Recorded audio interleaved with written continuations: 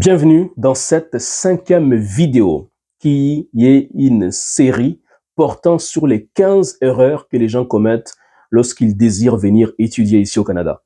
Et vous savez, chacune des erreurs peut être fatale. Voilà pourquoi dans cette dernière vidéo, je vous présenterai la 13e, la 14e et la 15e erreur que les gens commettent. Et vous allez voir, ce n'est pas du tout anodin. Ce que vous allez découvrir va vous aider à vous préparer en conséquence pour que vous puissiez réussir avec succès votre projet d'études au Canada. Si vous êtes là pour la première fois, je vous dis merci pour votre présence et bienvenue dans la grande famille Étudie.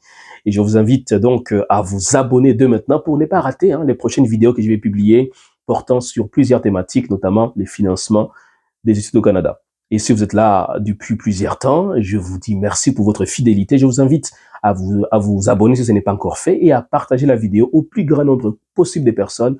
Vous n'avez aucune idée les gens qui peuvent réellement éviter des erreurs que les gens commettent et qui, par conséquent, peuvent réussir leur projet d'études au Canada.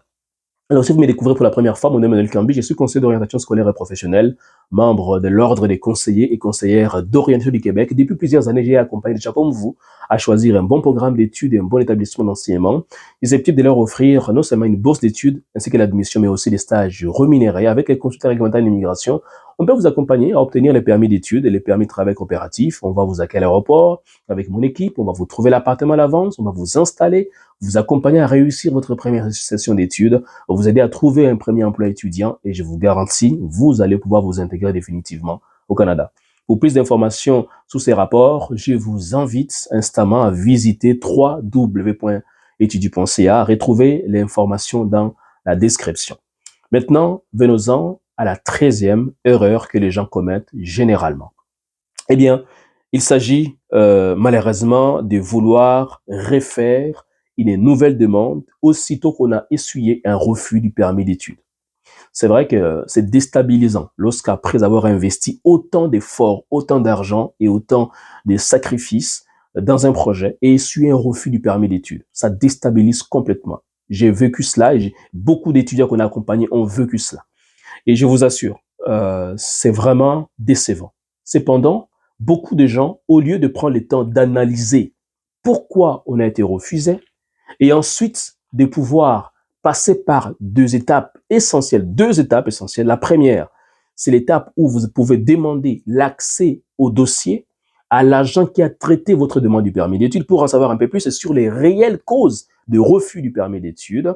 Et la deuxième étape, c'est de demander une révision de votre dossier. Et au niveau du cabinet étudié, notre consultant réglementaire en immigration peut le faire pour vous. La révision peut conduire à deux conséquences. Un, si l'agent d'immigration qui a traité votre dossier se rend compte qu'il a commis des erreurs ou que son supérieur se rend compte que les erreurs ont été commises dans le traitement de votre dossier, on peut vous accorder automatiquement les permis d'études.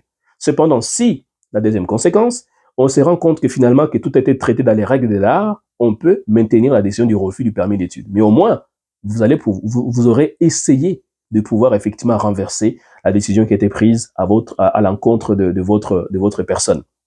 Et donc, ces deux étapes-là sont souvent occultes, c'est-à-dire demander l'accès au dossier pour savoir c'est quoi les vraies causes et demander la révision du dossier. Malheureusement, souvent, ce n'est pas fait. Par ignorance, j'imagine.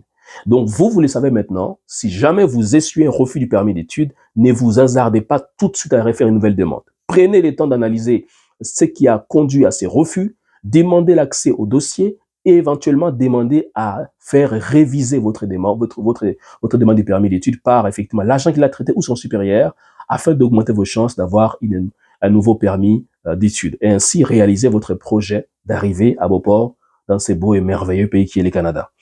La 14e erreur que je vois beaucoup de gens commettre, c'est que les gens arrivent au Canada, ils sont inscrits dans un établissement d'enseignement, ils ont obtenu leur admission, leur CAQ, leur permis d'études, et une fois arrivés sur place, les gens ne se présentent pas dans les établissements d'enseignement. Et pire encore, ils ne signalent même pas aux établissements d'enseignement qui sont arrivés. Parce que, pour diverses raisons, dont le manque de fonds. Même si c'est vrai, vous pouvez manquer les fonds, vous pouvez quand même écrire à l'établissement pour leur dire oui, pour des raisons personnelles, il me sera impossible d'étudier cette session. Comme ça, l'établissement sait que vous ne pouvez pas aller étudier et donc votre place sera donnée à quelqu'un d'autre qui aurait pu l'avoir Et par conséquent, et dans leurs calculs financiers, ils vont s'ajuster en conséquence. Voyez-vous? Donc, si vous ne faites pas, si vous faites cela, si vous arrivez au Canada, vous ne vous présentez pas, vous n'informez pas, vous risquez de connaître vraiment même la suspension de votre permis d'études. Parce que si l'établissement d'enseignement en vient à savoir que vous êtes bel et bien arrivé, mais que vous n'êtes pas, vous ne vous êtes jamais présenté, ils peuvent contacter IRCC, Immigration Réfugiés Côté Canada, pour leur dire, ben, vous êtes arrivé, mais vous êtes jamais présenté. Par conséquent, vous avez violé vos engagements que vous avez pris, non seulement en demandant le CAQ, mais aussi en demandant le permis d'études, comme quoi vous vous engagez à étudier à temps plein dans l'établissement d'enseignement. Est-ce que vous souhaiteriez que votre permis d'études soit révoqué? Prenez le temps d'y réfléchir avant d'agir. 15e erreur pour terminer. Parfois, les gens ont demandé le permis d'études, ont demandé plutôt la lettre d'admission, ils ont obtenu la lettre d'admission.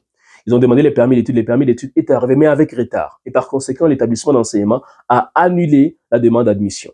Ou la demande d'admission, en tout cas, a expiré du fait que ça devait commencer, la personne devait arriver à la session, par exemple, d'hiver 2024, et malheureusement, les permis sortent vers le mois de mars. Donc, la session a déjà commencé. On est quasiment à la mi-session. Et donc, les gens vont décider finalement d'oser venir au Canada avec cette lettre-là, en sachant pertinemment que la date du début de la session a déjà été largement dépassée. Et malheureusement, en arrivant dans cette situation-là, vous risquez d'être renvoyé dans votre pays d'origine. Pourquoi? Parce que l'agent d'immigration va se dire, attendez, vous venez avec une lettre dont la session a déjà commencé. Donc, ce qu'il faut faire ici, la précaution à prendre, c'est d'écrire à l'établissement d'enseignement pour dire à l'établissement, mon permis d'études vient de sortir. Malheureusement, je ne peux pas arriver à temps.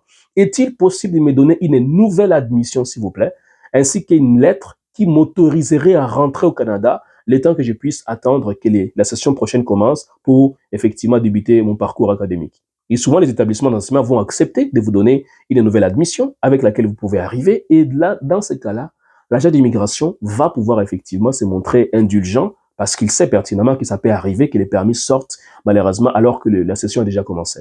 Mais en ayant une nouvelle lettre d'admission, ça les rassure que vous ne venez pas en touriste, mais vous venez réellement pour des études. Voilà un peu ce que je voulais vous donner comme information. Dites-moi dans les commentaires quelle est l'erreur qui vous a le plus parlé. Et si vous avez suivi toutes les vidéos sur les 15 erreurs, dites-moi quelles sont les erreurs qui vous ont le plus interpellé.